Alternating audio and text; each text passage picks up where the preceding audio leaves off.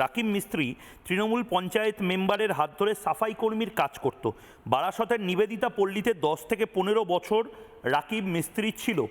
এসআইআরের সময় বাবা মাকে পাঠিয়ে দিলেও নিজে ছিল, কারণ তৃণমূলের নেতা বলেছিল কিচ্ছু হবে না তোর। পাথরবাজি পর্যন্ত করেছে।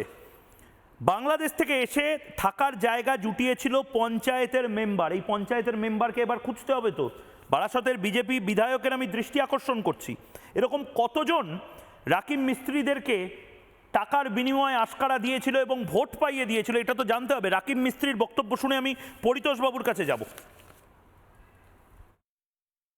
বারাসতে সাফাই কর্মী হিসেবে কাজ করতেন এবং যখন সরকার পরিবর্তন হওয়ার পর এবার তারা বাংলাদেশে ফিরে যাবেন। কোথায় কোথায় ছিলেন এতদিন? বারাসতে। বারাসতে কোথায়? নবপল্লী। নবপল্লী। কিসের কাজ করতেন? সুইপারে। সুইপারে? সুইপার মানে পুরসভা বা পঞ্চায়েত? কোন জায়গা থেকে কাজ করতেন? পুরসভা থেকে? পুরসভা না, আমরা পঞ্চায়েত থেকে করতাম। পঞ্চায়েত না পুরসভা, ঠিক করে বলো। পঞ্চায়েত থেকে করতাম। পঞ্চায়েত থেকে করতে, তাই তো? কি কাজ করতে হতো? আমরা ওই প্যান্ট ট্যান্ট পরিষ্কার করতাম। সাফাই করতে? হ্যাঁ, সাফাই করতে। টাকা মানে টাকা বেতনটা কোথা থেকে আসতো? মানে বেতনটা কারা দিত? বেতনটা আমরা যাদের এতে কাজ করতাম তারাই আমাদের ওটা করতো, পেমেন্ট করতো। আপনাকে কাজটা কে জোগাড় করে দিয়েছিল? আমাদের ওখানকার মেম্বার।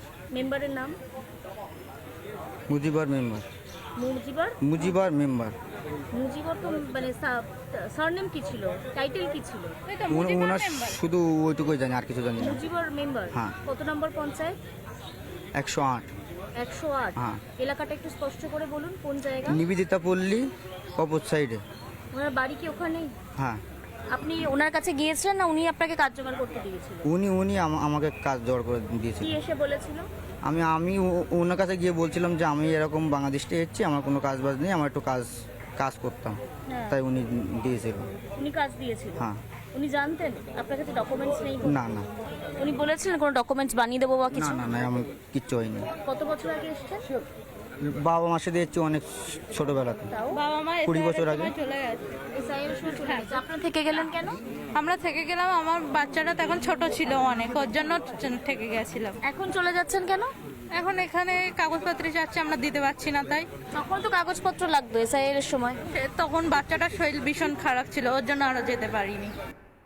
নানা ধরনের কন্টেন্ট দেখার জন্য লাইক করুন, শেয়ার করুন আমাদের ফেসবুক পেজ, সাবস্ক্রাইব করুন আমাদের ইউটিউব চ্যানেল। পাশাপাশি অন্যান্য ব্রেকিং নিউজের জন্য অবশ্যই চোখ রাখুন রিপাবলিক বাংলায়।